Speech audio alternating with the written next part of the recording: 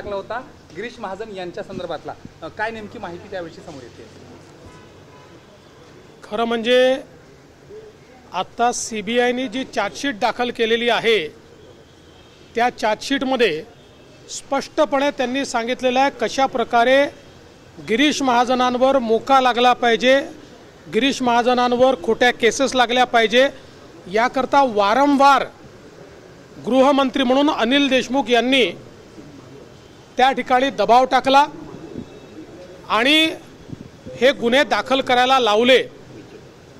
खरं म्हणजे या संदर्भातले ऑडिओ व्हिज्युअल पुरावे मी स्वतः दिले होते आणि त्याच्यावरच CBIकडे केस झाली आणि त्या केसमध्ये CBIने पुराव्यासहित कोर्टामध्ये चार्जशीट दाखल केलेली आहे। त्यामुळे महाविकास आघाडीच्या सरकारमध्ये कशा प्रकारे विरोधी पक्षाच्या आमदारांना मोका लावणे, खोट्या केसेस टाकणे, खोट्या केसेसमध्ये फसवणे याची मोडस ऑपरेंडी होती हे आपण सगळ्यांनी नीट बघितलेलं आहे। तर श्याम मानव पण देखील अशा पद्धतीचा आरोप केलेला आहे। बघा, पहिली गोष्ट तर इतके वर्ष श्याम मानव मला ओळखतात, त्यामुळे त्यांनी पहिल्यांदा अशा प्रकारचे आरोप करायच्या आधी मला विचारायला हवं होतं। पण दुर्दैवाने मला असं वाटतं की इकोसिस्टीममध्ये अलीकडच्या काळात सुपारीबाज लोक घुसलेले आहेत, सुपारी घेऊन बोलणारे लोक घुसलेले आहेत। दुर्दैवाने त्यांच्या नादी श्याम मानव लागले का असा प्रश्न मला पडतो। पण एक गोष्ट मला स्पष्टपणे सांगायची आहे की या ठिकाणी अनिल देशमुख यांच्यावर आरोप लागल्यानंतर आमचं सरकार नव्हतं, महाविकास आघाडीचं सरकार होतं। ती केस मुंबई हायकोर्टाच्या चीफ जस्टिस समोर लागली आणि मुंबई हायकोर्टाच्या चीफ जस्टिस यांनी अनिल देशमुख यांच्या विरुद्ध FIR करायला लावला। त्यांच्याच सरकारमध्ये तो FIR झाला। त्यानंतर ते जेलमध्ये गेले आणि ते आता बेलवर बाहेर आहेत, ते काही सुटलेले नाही आहेत। 100 कोटीच्या वसुलीच्या केसमध्ये ते जेलमधनं बेलवर बाहेर आलेले आहेत। आणि मी एक गोष्ट अतिशय स्पष्टपणे सांगतो, मी आजपर्यंत बोललो नव्हतो, ते सातत्याने आरोप करतायत तरी मी शांत आहे, कारण मी अशा प्रकारचं राजकारण करत नाही, कोणावर डूक ठेवून राहत नाही। पण माझा एक सिद्धांत पक्का आहे, मी कोणाच्या नादी लागत नाही, कोणी नादी लागलं तर सोडत नाही। मी आज तुम्हाला स्पष्टपणे सांगतो आणि माझं त्यांनाही सांगणं आहे, कारण त्यांच्याच पक्षाच्या लोकांनी त्या काळातल्या त्यांचे काही ऑडिओ व्हिज्युअल हे मला आणून दिलेले आहेत। त्यामध्ये ते उद्धव ठाकरेंबद्दल काय बोलतायत, ते पवार साहेबांबद्दल काय बोलतायत,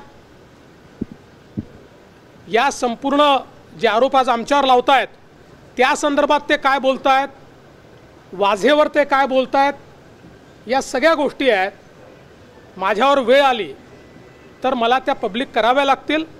मी अशा प्रकारचं राजकारण करत नाही, पण रोज जर कोणी खोटं बोलून या ठिकाणी नरेटिव्ह सेट करण्याचा प्रयत्न करत असेल तर त्यांनी एवढं लक्षात ठेवावं, देवेंद्र फडणवीस पुराव्याशिवाय कधीच बोलत नाही। पण बजट आया उस पर राहुल गांधी ने कहा कि ठाण्यामध्ये 1.5 महिना पाकिस्तानात जाऊन एक म्हणून असं नाव आहे त्या महिन्याचं, 1.5 महिन्यात पाकिस्तानातून परतल्याची माहिती येते। एकंदरीत फसवणूक झालेली दिसून येते, याच्या संदर्भात सुद्धा चौकशी नाही, या संदर्भात अगदी सखोल चौकशी केली जाईल आणि सखोल चौकशी करून त्या संदर्भात योग्य ती कारवाई केली जाईल। सर, तुम्हाला एकंदरीत टार्गेट केलं जात आहे का? कधी श्याम मानव, कधी अजून दुसरी नावं, कधी प्रत्येक असं आहे। आता मनोज जरांगेंची जी केस आहे ही 2013ची केस आहे। यापूर्वी देखील त्या केसमध्ये त्यांचा नॉन बेलेबल वॉरंट निघाला, तो त्यांनी जाऊन कॅन्सल केला। कुठल्याही क्रिमिनल केसमध्ये जर तुम्ही तारखेवर हजर राहिला नाहीत तर त्या ठिकाणी नॉन बेलेबल वॉरंट निघतो, तो नॉन बेलेबल वॉरंट तुम्ही तारखेवर हजर राहिला की तो रद्द होतो। तशाच प्रकारे मागच्या काळातही त्यांचा असा वॉरंट निघाला, तो त्यांनी जाऊन कॅन्सल केला. आता पुन्हा ते तारखेवर गेले नाहीत, त्यामुळे पुन्हा त्यांचा वॉरंट निघाला आहे. त्याच्याशी आमचा कोणाचाही संबंध नाही आहे. ते जर तारखेवर गेले तर जज तो वॉरंट कॅन्सल करतील. आमच्याबद्दल असे वॉरंट निघाले आहेत यापूर्वी. आमच्यावर अनेक आंदोलनाच्या केसेस आहेत. त्या केसेसमध्ये जेव्हा जेव्हा आम्ही गेलो नाहीत त्यावेळी आमच्यावर वॉरंट निघाले. आम्ही जाऊन त्या ठिकाणी सांगितलं आम्ही हजर झालो तर ते वॉरंट रद्द होतात. पण मी काही त्यांना दोष देणार नाही. मागच्याही वेळी उपोषणाच्या शेवटी ते माझ्या आईवर बोलले होते. मग नंतर त्यांनी माफी पण मागितली आणि सांगितलं की जरा उपोषणाने माझ्या डोक्यावर परिणाम झाला होता किंवा मला त्रास झाला होता, त्यामुळे मी रागारागात बोललो. आपण असं समजूया की आता उपोषणामुळे पुन्हा त्यांचा संताप झाला आणि ते या संदर्भात बोलले.